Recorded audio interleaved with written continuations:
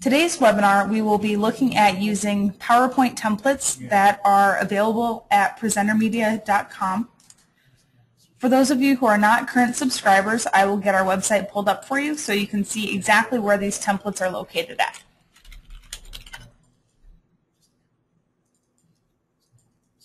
So here in the background we have the PresenterMedia website. I'm just going to go ahead and get logged in here.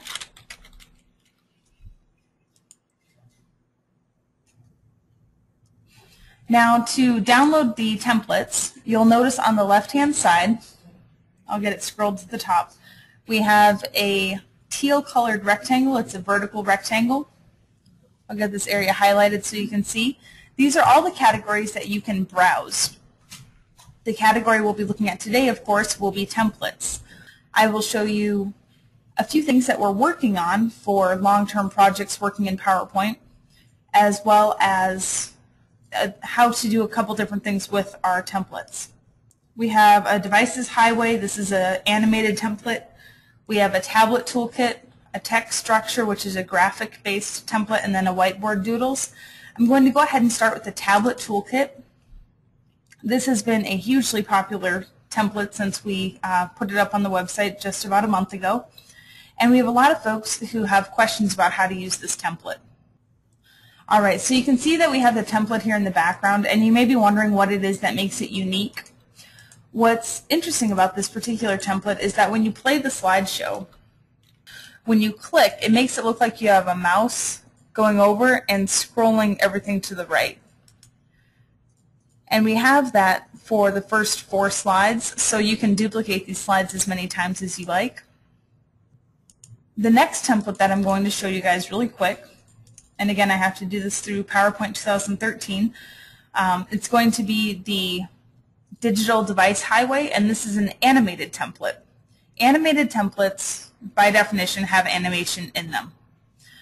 For us, that means they're going to have a video background element. So if you have an animated template, it's going to be important to have not only PowerPoint, but also have Windows Media Player installed on your computer.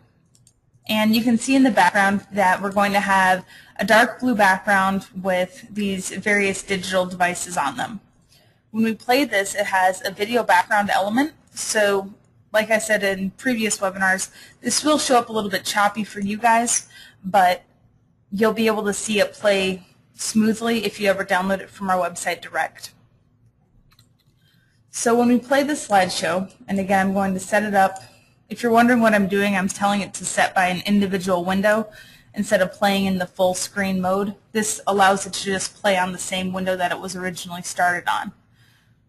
So you can see that we have these items coming down the highway. For being able to manipulate these templates, I'm going to show you first how to do it in 2010. Then if you folks need to see it in 2003, 7, or 13, I can show you that way as well. But what I'm going to do is I'm going to start by opening one of our templates, and I'm going to do what's called combining multiple templates. We have a lot of folks who ask us how to do this, and this will be a great way for you to be able to learn how to start combining various elements from our content with, let's say, your corporate logo needs to be in a template, or if you have different requirements that you need to have templates follow. So in this template we have just 10 really straightforward slides. They have a lot of great clip art images in them. Now let's say that we want to add a slide in the middle here, and since these are just very simple slides, they don't have a ton of movement in them, which is great as far as being able to play the slideshow. So it's not going to be as RAM intensive as a video background. Let's say we want to add a slide between slide number 1 and 2, and we want it to be from a different presentation. So what we'll do is we're going to either click on slide number 1 or on the area between slide 1 and 2, and then we're going to go up to New Slide. New Slide is located at the top left-hand corner of your PowerPoint window. Go to the very bottom option where it says Reuse Slides. Click on that and it'll ask you where you want to insert a slide from. Click the drop-down box on the right and go to Browse File, and then locate the file that you want to insert a slide from. So let's say I downloaded one of our video backgrounds. It's called the Cornerstone Rise. If I want to insert this, I simply check the Keep Source Formatting, and then I click on that slide, and now it has embedded that slide into this presentation. These two pieces at the bottom are just text boxes. So we can actually now play that slide, and that video is going to be able to play right within the normal slideshow. Once the video is complete, we can click in the slideshow just like normal, and we're going to be able to navigate to the next slide.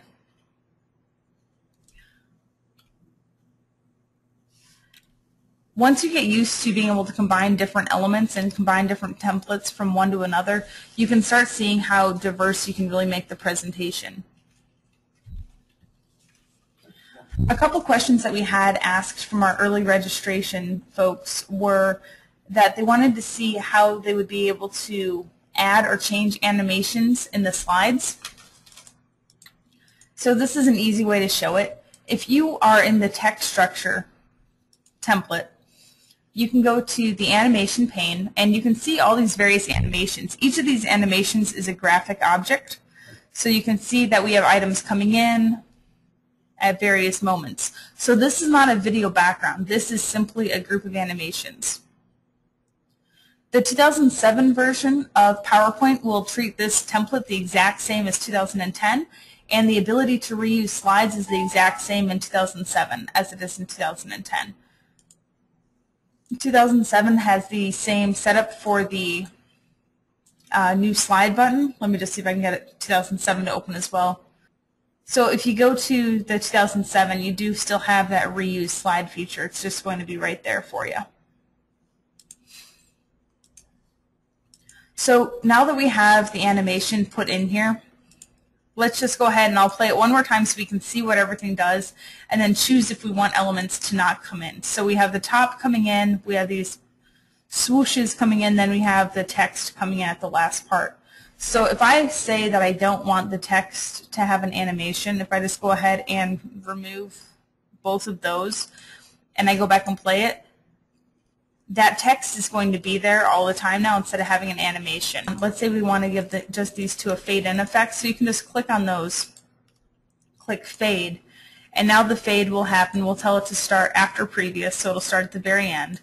Now we can play that same slide, but instead of seeing it float in at the end, we'll just have it fade. So that's how you can go in and easily change animations or completely remove them from the slideshow. If you saw last month's webinar, we went over our game show toolkit, and I showed how you could change the animations and link up sounds to that particular presentation to be able to have the sound effects come in when you're choosing either a correct or an incorrect answer. So this falls under that same category of being able to add and remove animations from PowerPoint. Next, I'm going to go ahead and show you the difference between two of our animation styles. I'm changing the background color of this particular slide that I'm working in just to be a solid color, and it's just going to be a white. This is because the animations that I'm using, I've already given them backgrounds. So I'm going to go ahead and go to Insert Picture, and I'm going to insert an animation.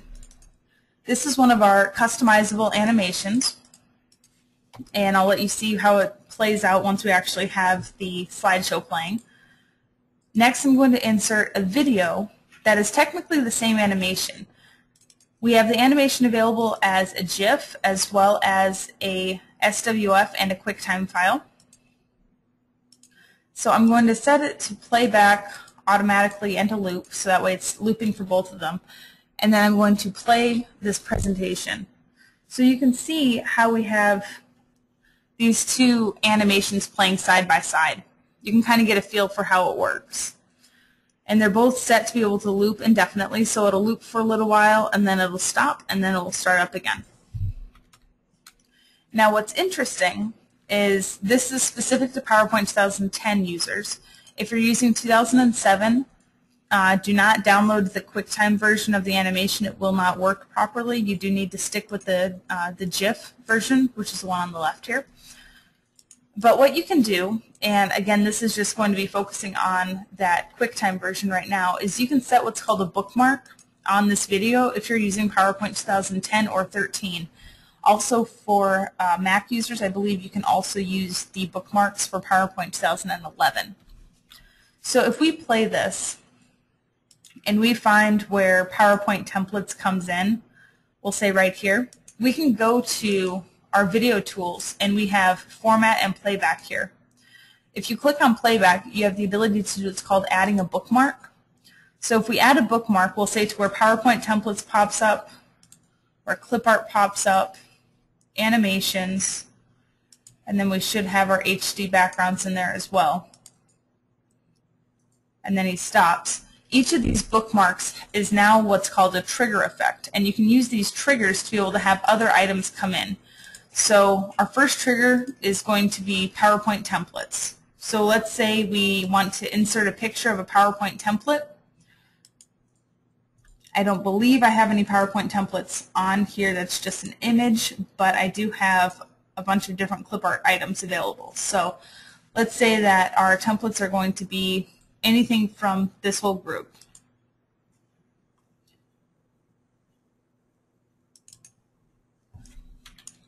Grab the platinum image. This is a template that I'm actually currently working on. So we can tell this item to fade in, and we can set the animation to have a trigger. And instead of going to on click, we're going to go to on bookmark, and we're going to select bookmark number 1. That means when this video gets to bookmark number 1, regardless of when it starts playing, as soon as number 1 shows up, this guy is going to fade in. We'll give him an exit animation as well, a fade out effect. We'll just tell that to start after the previous, give a little bit of a delay. And then if you play the slide again, you'll be able to see as PowerPoint templates comes up, that's when you end up seeing the animation come in. I'll give it a little bit longer of a delay so you can see how it actually comes in.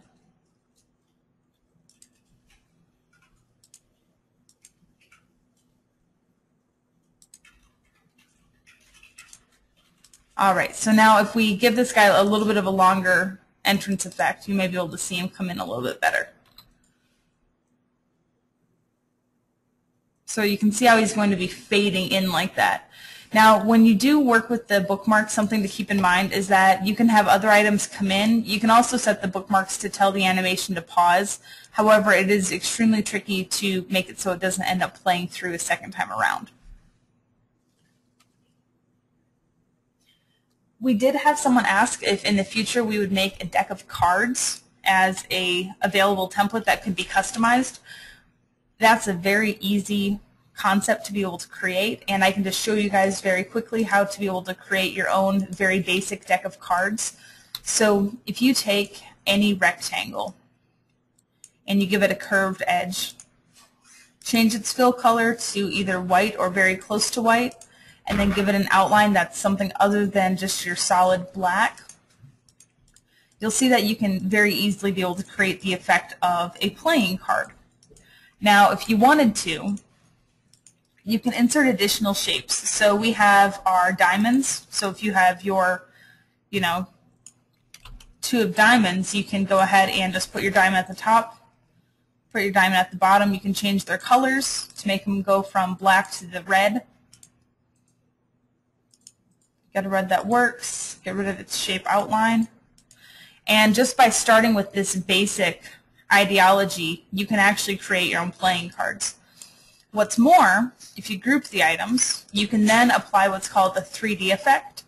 And I'm going to do this by going into the Format Shapes and apply 3D rotation. The rotations you can see when you actually pick them. You can make it look like it's laying down. You can give it all sorts of different perspectives. And as long as these items are grouped, everything will be able to end up having that exact same perspective. So you can easily make a deck of cards, slightly change each perspective, and you can be able to make them actually look like they have a 3D effect on the slide itself. So I don't know if the artist will end up using a methodology such as this, but this is a way that you can make your own playing cards if you ever chose to. Otherwise, we do have a few things that I've been working on. I tend to work on concept design for presentations, and then hand it over to the artists for actual implementation. We had someone ask us about getting a periodic table of elements template put together. So this is something that I've been working on for quite a while. Obviously, I'm sure you folks are aware the periodic table is pretty complex. So being able to get all this information in and making sure it's all accurate is just very time consuming.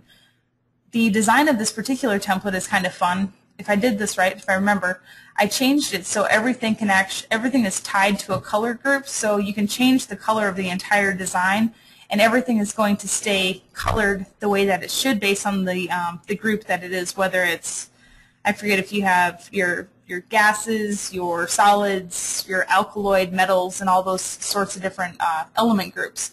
So everything's going to be able to change color at the same way. We do not charge for taking your suggestions. It's something that everything on our website was a suggestion at some point. So basically, if you see something on our website that you think that others would be able to use and it would look really great, let us know and we'll add it to our master suggestion list. We get hundreds of suggestions a week, so we can't make everything that people ask for. I will use Beryllium. It looks like a pretty willing and able guy there. Just get rid of these things here. I'm going to download one of our hands that we have. I'm going to be doing this through our add-in just because it's a lot faster than going straight to the website. For those of you who are not aware, I'm sure most of you are by now, but we do have an add-in available for PowerPoint. It's free. It's included with your PresenterMedia subscription, and it allows you to download content directly from our website to your presentation.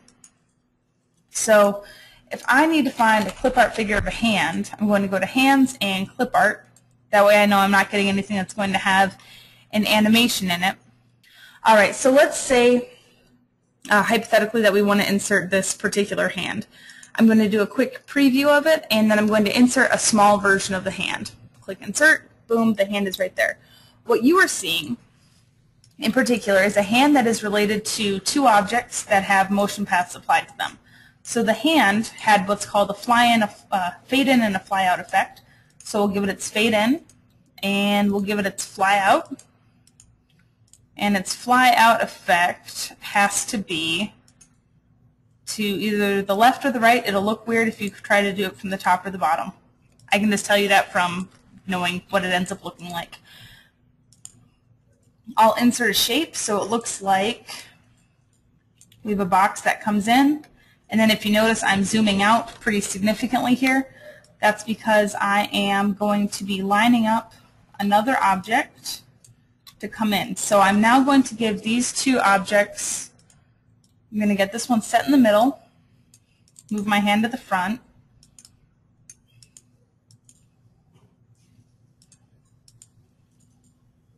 and I'm going to apply a motion path to these two objects. So I'm going to go to Add Animation, I'm going to add a line,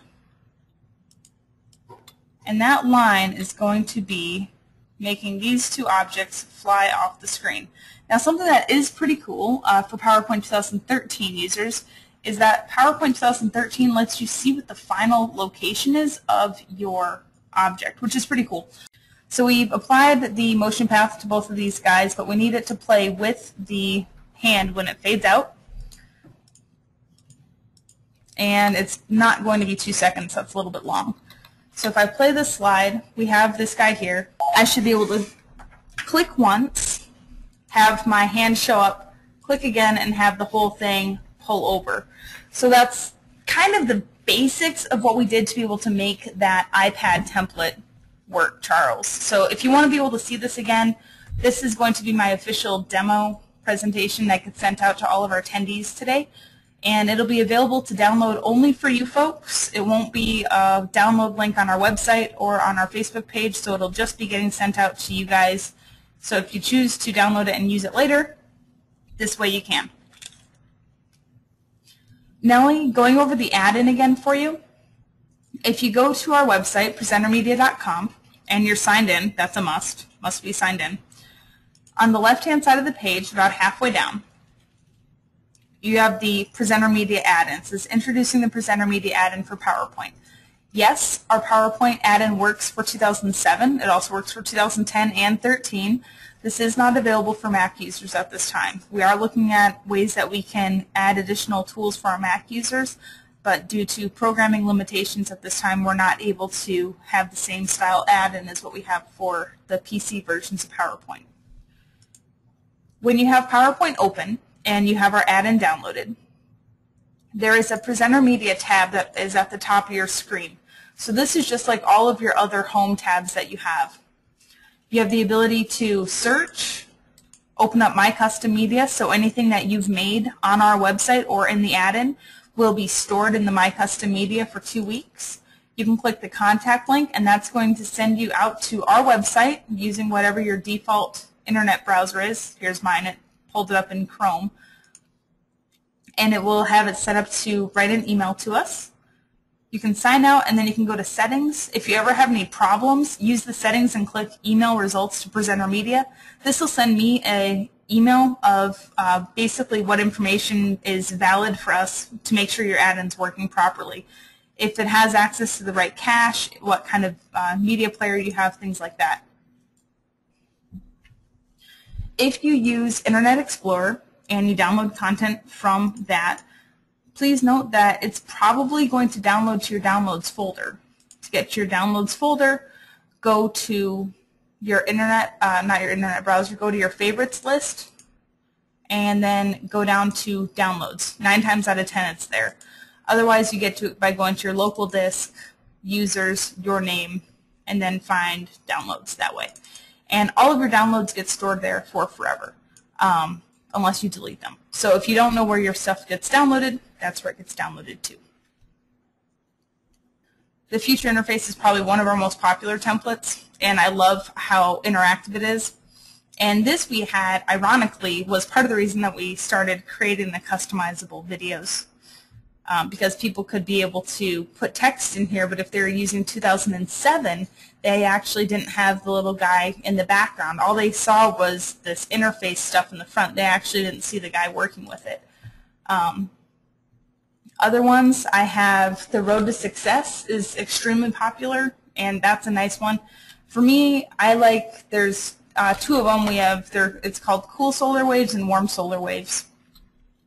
I tend to lean towards the more subtle effects. So, excuse me, so for me, actually the really subtle waves that you just see here on the right, that's a little bit more of my personal style for these. And we have that available for, like I said, we have the warm solar wave, and then we also have the cool solar wave, that where it's just these really thin bands of light, so they're able to play. Robert, all of our content will work in 2007, but we have it changed out based on what version you have. So this is a perfect example of it. 2010, you can see that we have these kind of curved areas. And I'll download both of these versions so you can see the difference of them. I will open both of these in 2007 so you can see what the difference is. It'll take it a minute for 2007 to get opened up here, though. Just close out of my add-in. Desktop. All right, so you can see the 2010 version actually says 2010 as part of the file name. The 2007, when you play it,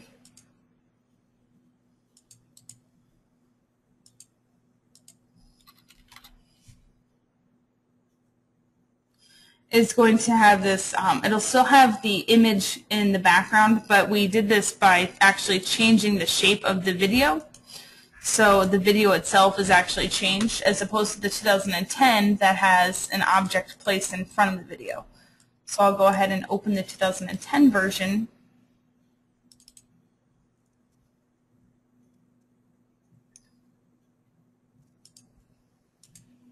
Tell it to browse by an individual window. And now you can see, so this is what happens if you try to play a 2010 version of a template using PowerPoint 2007. Obviously, we're missing a little bit of text at the bottom. We're missing all of this swooshing graphic piece at the top and the bottom. So it's very important that you do download the same version of PowerPoint for the template that you're using. That is true, Robert. You cannot place anything over or in front of a video in PowerPoint 2007. There is a program out there that allows you to do it, but it's like $100. And you can buy PowerPoint 2010 off of Amazon for cheaper than that. So for me, it was just never worth, paying that kind of money just for a plugin. So that's the difference between the 2007 and 2010 version. If you do ever have the opportunity to try out 2013, I usually recommend it highly.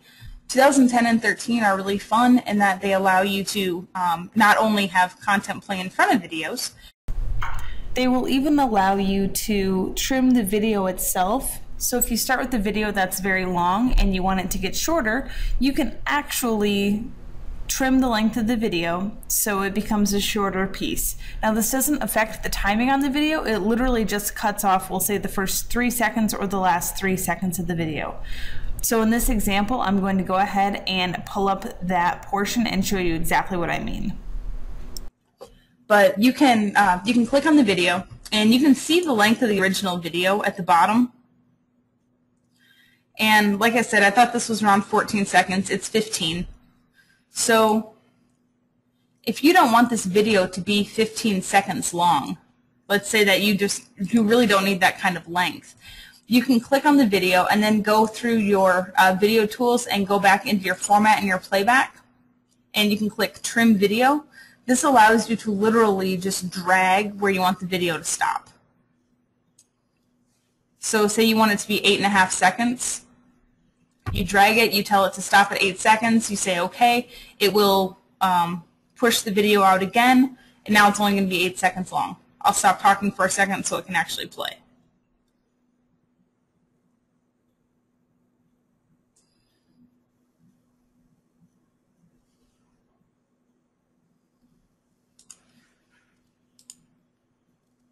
So that is all that you end up having instead of having that full 15 seconds. Something that's really interesting from a presentation standpoint is you can also do the same thing with audio files. So if you folks are using kind of the ambient noise for background music, you can trim that ambient noise. So if it has a crescendo in it and you don't want to have that crescendo, you can actually trim beyond that, and then you can just make it so it just stays at that low melodious tone the whole time. Another fun feature of PowerPoint 2013, which I won't be able to show in this particular slide, I'm just going to make a blank one. I know exactly how intensive it is to change the transition effects, so I'm trying to preserve that as best I can. I'm going to make 2 slides and give them both a background, and it's just going to be a gradient background. But I am going to change the direction and the color of it so you can tell the difference between the slides.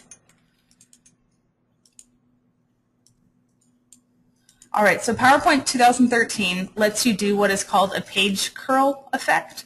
And we've had people ask us this for years, whether we would be willing to add transition effects to PowerPoint. Aside from the tons of programming that comes into play, creating transitions is just something that's very dicey because it depends on what version of PowerPoint you're using. 2013 took the initiative to get rid of that particular issue, and they gave you the ability to actually do a page curl. So if you click on your transitions, you have all of these effects here at the top. Let me see if I can find my page curl here. Drape, curtains, prestige, peel off, page curl. Here we go. And you can officially make it look like you are turning the page of a book. So if we just go page 1,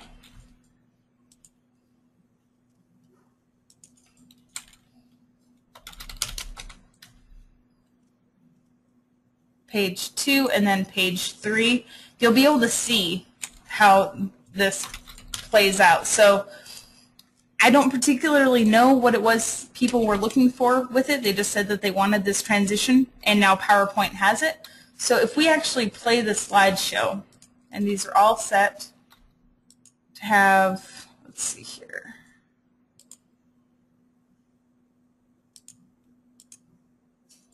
Double left. All right.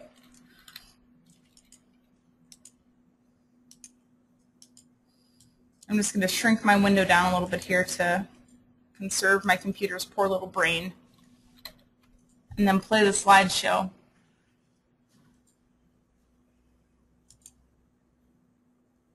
And you can actually see how it flips the pages going from page 1 to page 2 to page 3.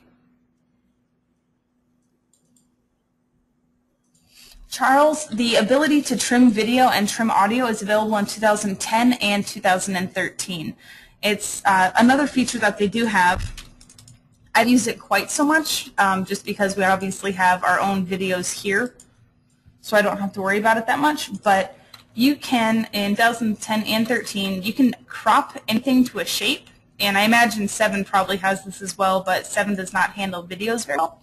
So what you can do is you can go to crop a video, and you can change its size just by using the crop feature. But if I remember correctly, video shape, here we go. So instead of cropping it to a shape, you're setting it to a shape. So your video will still play, but now it's actually cropped down to a specific size. 2007, if I remember correctly, everything was locked to the original dimensions of the video, so you couldn't really crop the video to a different size.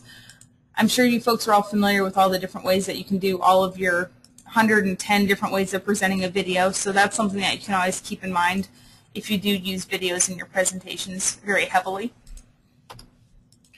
Also, if you folks do like to use audio files in your presentations and you're not sure where you can get them, keep in mind that PowerPoint actually has, or Microsoft rather, they actually have their own group of online audio. So you can go to audio online, and it's royalty-free sound clips. So you can get audio files from Microsoft at this time. So if you're ever looking to add audio files to your presentation and you need some ambient background noise. Otherwise, there are companies such as Studio Cuts who make CDs of ambient noise and stuff like that. That works out really well. All right, everyone, I will see you in October, and I look forward to getting your emails. Have a great day, guys, and thanks for coming to my webinar.